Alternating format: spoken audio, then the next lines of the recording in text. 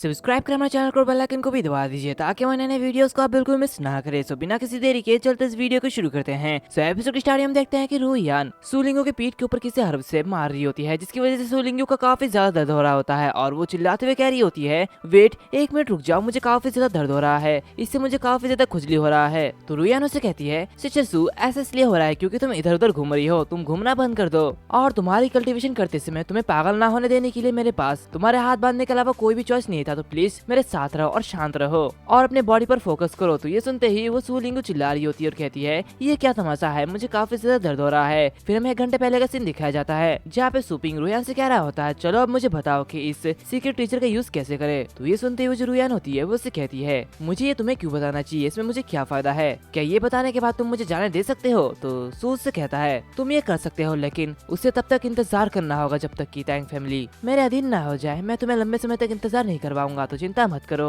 तो चलो अब शुरू करते हैं। तो ये सुनते ही वो जो सुलिंगी होती है वो काफी ज्यादा घबरा जाती है और अपने मन में कहती है, वाओ ब्रदर तो पूरी तरीके से एक विलन की तरह रिएक्ट कर रहे हैं। दूसरी तरफ वो जो रुयान होती है वो सुपिंग से कह रही होती है, तुम एक टाइटल लेवल के यूनाइटेड पर्सन हो जो कि हमें वश में करने का ढोंग कर रहा है, ऐसा कुछ भी नहीं हो सकता। मैं तुम्हें बता दूं कि हमारा टैंग फैमिली एक बड़ा फैमिली है जो बहुत ही बड़ा सिटी में फैला हुआ है और लॉन्गजांग के इस बेस सिटी में जो 3 मेन फैमिली गति बनाए रखती है वो हमारी कई शाखाओं में से एक है। और अब जबकि हम तांग फैमिली के बैकग्राउंड के बारे में बात कर रहे हैं तो अब हमें अपनी लंबे इतिहास से शुरुआत करनी चाहिए। यूनहे एरा के 2nd ईयर में एक सर्टेन डे पर एक भाग्यहीन जुआरी हमारे पूर्वजों के घर रुका, जो कि बकवास सुनते हुए सुपिंग अपने मन में कहता है, अरे मेरी माँ ये क्या बोल रही है सिस्टम, जब तुमने पहले जोआना को पकड़ा था तो तुमने पहले ये कहा था कि कॉन्ट्रैक्ट का पर्पस स्टार पेट्स तक ही सीमित नहीं है। ठीक है, चूंकि इसका यूज डिएटिस करते हैं तो क्या ये ऑर्डिनरी पीपल को भी इफेक्टिव करता है। तो ये सुनते ही वो जो सिस्टम होता है वो उससे कहता है, हालांकि सभी चीजें पेट्स है, मनुष्य के साथ टेम्पररी कॉन्ट्रैक्ट का यूज करते समय इसके पास मौजूद ज्ञान और पावर ये अनचेंज रहती है,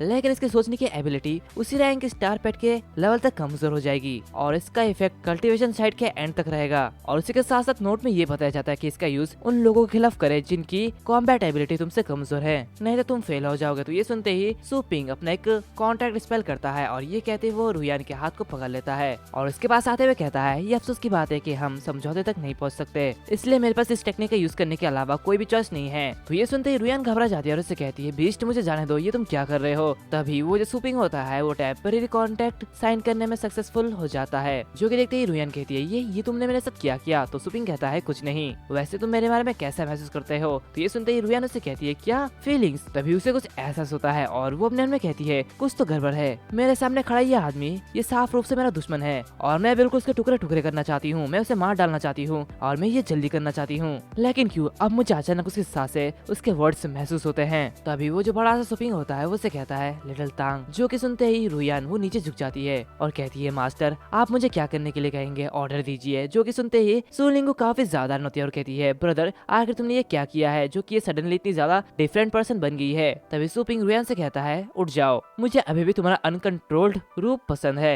तो ये सुनते ही वो जो रुयान होती है वो कहती है, ठीक है जल्दी करो, मेरे पास तुम्हारे साथ बकवास करने के लिए टाइम नहीं है। तो उसकी ये हरकत देखते हुए सुलिंगो कहती है, क्या ये वापस आ गई। तभी सूज से कहता है, इस सीक्रेट खजाने के यूजेस को एक्सप्लेन करो, मैं इन 3 दिनों का यूज सुलिंगो को ट्रेनिंग करने में करूंगा। तो रुयान से कहती है, क्या 3 दिन, क्या तुम मुझे पागल तो नहीं बना रहे हो। और ये कहते हैं वो उस ट्रीजर को खोलती है और कहती है, हालांकि कई सीक्रेट ट्रीजर उन्हें मोटे तौर पर 3 पहलुओं में विभाजित किया जा सकता है, यानी कि बांटा जा सकता है। सबसे पहला जड़ी बूटियों से शरीर को फोर्ज करना, फिर दूसरा कॉम्बैट टेक्निक से कुंफू फोर्ज करना और तीसरा स्पिरिचुअल स्टोन से स्टार पावर को फोर्जिंग करना। सिर्फ मेडिकल बात एक्सरसाइज के फर्स्ट स्टेज में पहुंचने के लिए कम से कम 3 महीने तो लगेंगे। अगर क्वालिफाइड फिजिक नहीं हुआ तो फॉलो प्रैक्टिस में जिगर और आते ये टूट जाएंगी, शरीर फट जाएगा और ये मर जाएगी। तो ये सुनते ही सुपिंग कहता है, तो क्या तुम 3 महीने के लिए नहाना चाहते हो। और वो अपने मन में कहता है, बाय द वे चूंकि बीस्ट कॉन्ट्रैक्ट पर साइन किया गया है तो क्या ये मेरे जरिए ब्रीडिंग ग्राउंड में नहीं लाया जा सकेगा। कल्टीवेशन के रियल में यहाँ के 1 दिन वहाँ के 1 घंटे के बराबर है, तो शायद इसमें अच्छे तरीके से ट्रेनिंग हो सकता है और ये इनिशियल फोर्जिंग को कंप्लीट करने के लिए इनफ है। और ये कहते वो सुलिंगो के पास जाता है और उससे कहता है, अपनी आंखें बंद करो। जो कि सुनते ही सुलिंगो काफी ज्यादा घबरा जाती है और उससे कहती है, क्या भाई तुम ये क्या कर रहे हो। सुपिंगो से कहता है, क्या मैंने बात मानो, क्या तुम्हारा भाई तुम्हें कभी भी नुकसान पहुंचाएगा। तो सुलिंगो कहती है, नहीं ऐसा तो नहीं है, लेकिन कहना मुश्किल है। तो सुपिंगो से कहता है, तुम्हारा भाई तुम्हें अच्छी जगह ले जाएगा तो अपनी आंखों को बंद करो और मैं तुम्हें वहाँ पे ले चलता हूँ। जो कि सुनते ही सुलिंगो कहती है, तुम मुझसे झूठ तो नहीं बोल रहे हो। और सुपिंग उसके साथ भी टेम्पोररी कॉन्ट्रैक्ट साइन कर लेता है। फिर हमें पर्जन का सीन दिखाया जाता है जहाँ पे सुलिंगो काफी जोर से चिल्ला रही होती है और कहती है, ये मुझे काफी ज्यादा खुजली हो रहा है, लगता है मैं ऐसे ही मर जाऊंगी। तो दूसरी तरफ सुपिंग कल्टीवेशन कर रहा होता है और अपने मन में कहता है, हालांकि मैंने जैसा एक्सपेक्ट किया था ये उससे काफी ज्यादा स्लो है। दूसरी तरफ वो जो सूलिंगी होती है वो चिल्लाते हुए कहती है, ब्रदर ये तुम क्या कर रहे हो, मुझे बचाओ। तो रोयान उसके हाथ खींचते हुए कहती है, सिस्टर सू ये तुम क्या कर रही हो, इसे छुपाओ मत, ये तुम्हारी फिजिक को सुधार करने के लिए और सूत्रा को धोने के लिए है। तभी सुपिंग कहता है, अरे घबराओ मत, टाइम के इस पीरियड के दौरान तुम्हें मेडिसिनल बाथ और अच्छी तरीके से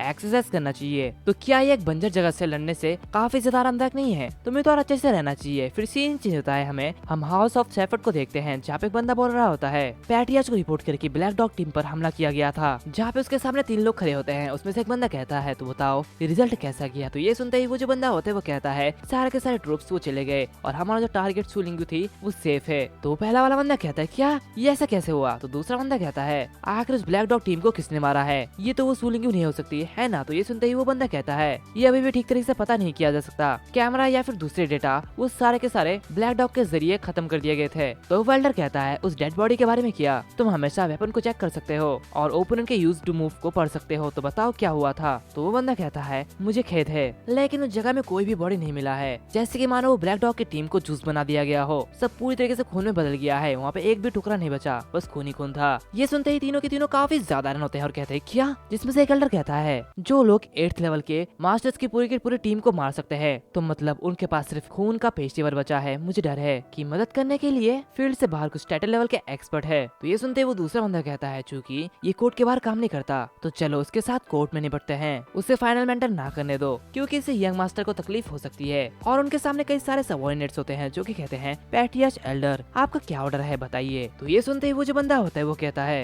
रिवॉर्ड के तौर पे एक फुल ग्राउंड इन्फेर्नो ड्रैगन मिलेगा, प्लस 2 7th ऑर्डर का सीक्रेट ट्रेजर भी मिलेगा, तो 3 दिनों के समय में टूर्नामेंट को जीतने में हमारी मदद करो। तो ये सुनते ही वो सभी हाथ जोड़ते हुए कहते हैं, ये तो सच में 15th रैंक का ड्रैगन है, the flame crystal demon prison dragon. और सभी लोग कह रहे होते हैं, थैंक यू पैट्रियाज। फिर हमें क्वीन फैमिली का सीन दिखाया जाता है जहाँ पे एक बंदा कह रहा होता है, काम को पूरा करने के लिए मैं मौत की कसम खाता हूँ। तो तांग फैमिली में कह रहे होते हैं, सारे के सारे लोगों के बीच उसका सर कलम किया जाना चाहिए, अपने दुश्मनों के खून से हमें अपने लोगों पे गर्व होगा। एंड इसी के साथ साथ ये जो एपिसोड है वो भी यहाँ पर खत्म होता है। अगर तुम लोगों को ये एपिसोड अच्छा लगे तो लाइक करना, शेयर करना, सब्सक्राइब करना मत भूलना, साथ ही साथ बेल आइकन को भी दबा देना। तो मिलते हैं अगले वीडियो में, तब तक के लिए बाय बाय।